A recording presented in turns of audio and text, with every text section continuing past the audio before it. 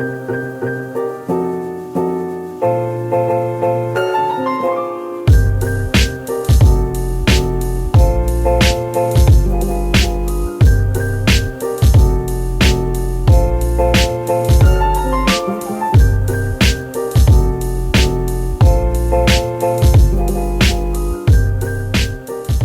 is up, guys? My name is Mark Santamaria. Welcome back to the channel. Welcome back to the RC vlog. Wow, March was a busy month. I had 3 big races, so I just got to cleaning my cars. This is going to be the first time I'm actually going to go through and clean my cars since those 3 races, but I have a little bit of a break, just a little bit, because I may or may not be going to Silver State. I was supposed to book my hotel yesterday before I lost the discount. I forgot to do that. I do have the days to get off. I'm not sure what I'm going to do yet, but I do have about 3 weeks of RC vlogging to do. That's not racing, guys. I'm not going to lie. It's not that I don't like racing. I'm not even burnt out by those 3 long race week, 3 big races. It's just that I want to do a whole bunch of other basher stuff.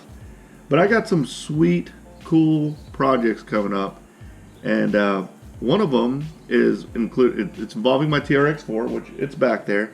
I have a whole bunch of parts trickling in. I need to make sure I have everything. I don't want to start that project until I have all those parts in.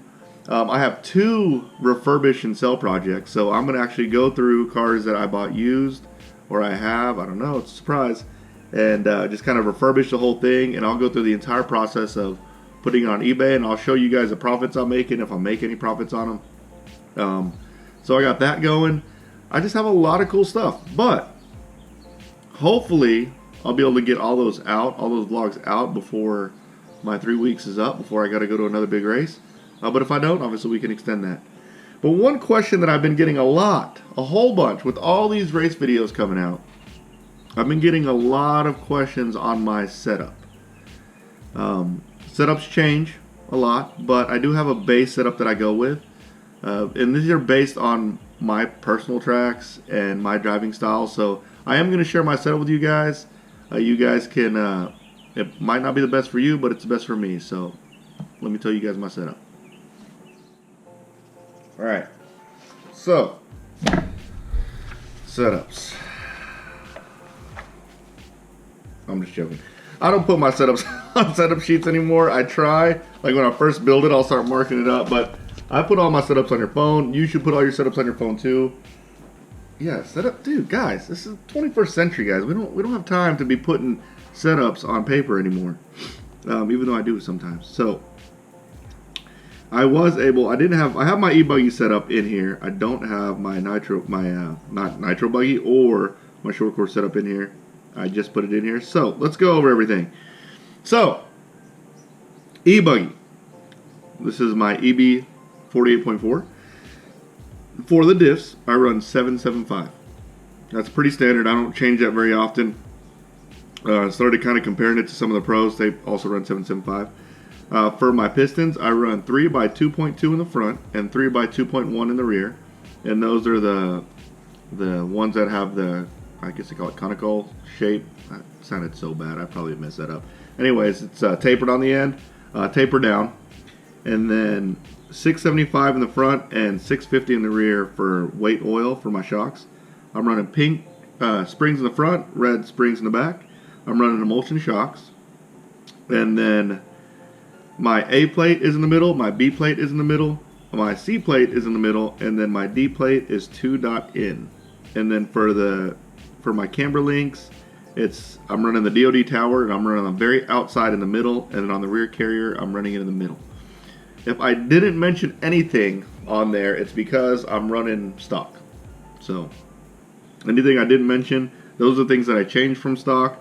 And this setup is actually pretty good. The only thing I'll probably change, I'll play around with the C and D plates a little bit, the pills, to get a little bit more rotation, a little more steering, a little bit more on power with anti-squat. But I don't change much from that.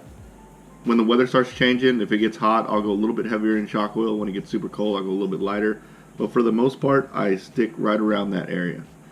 So that's my e-buggy. My short course setup. All right, my short course setup is what people have been asking a lot of, because I don't do anything in my short course. Like, no joke. I think I rebuilt it once since I've had it. I've had it for over 3 years. That thing is legit, and I've been having some pretty solid finishes. I pretty much podiumed every time, every Pro Series race that I've raced, and I podiumed at the Icebreaker with both my e-buggy and short course. So, alright, I just got done eating a glazed cinnamon twist donut, so hopefully I don't have any glaze on my face. But anyways, for my short course, for the diffs, I run 554. So 4,000 4K oil is actually fairly rare. Like, not very many people make it. X-Ray makes 4K oil, and PT Racing Oils makes 4K oil, but I run 554. In regards to my springs, so my shock setup is a little different. You guys are probably gonna throw you guys off, but the way I did my entire setup on my short course is I had a guy named Tex Christopher. He used to work at Indy, he used to own Indy. He knew setups better than anyone in the game, and there was a couple of days that I went up there and he would literally watch my car and he would help me with my setup. So I dialed my spring setup in based on what he suggested, and he is like a suspension spring specialist. So I'm running 450 in the front and 350 in the rear for weight oil, but I'm running 10 by 1.2 pistons in the front and then 8 by 1.3 in the rear. It's a little weird, huh?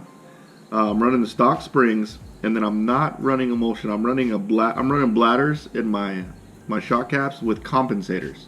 So Tekno never made compensators, but I actually made compensators out of some leftover foam.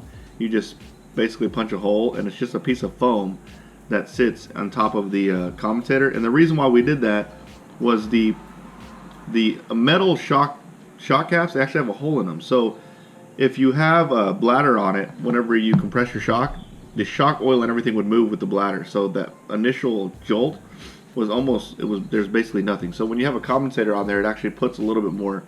It doesn't just move like that. So the compensator actually made a huge deal, a huge difference. However, I will say this. I haven't tried, which makes sense, I haven't tried any of my e-buggy type setups on my short course, so maybe emulsion works better now, but this is the setup I've been running forever. For my A plate, I'm running the middle. B plate, I'm running 1 dot down. C plate, I'm running 2 dot down. And then on my D plate, I'm in the middle. On the tower, the rear tower, I'm running inner middle. So the innermost, so the longest you could run on the tower, and then in the middle height. And then on the rear carrier, I'm running on the inside. On the front tower, I'm running inner middle. And on the front carrier, I'm running on the inside.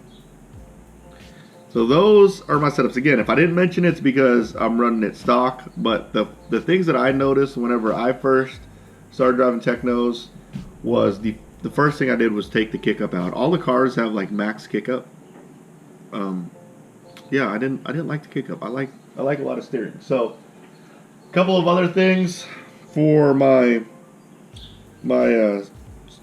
steering stop. So on the steering knuckle on the 0.4 and the 0.3, they have these screws that you can put washers in there. So basically it limits how far your steering throw is. I am running 1 washer with a screw on my e-buggy. And then on my short course, God, I gotta clean these.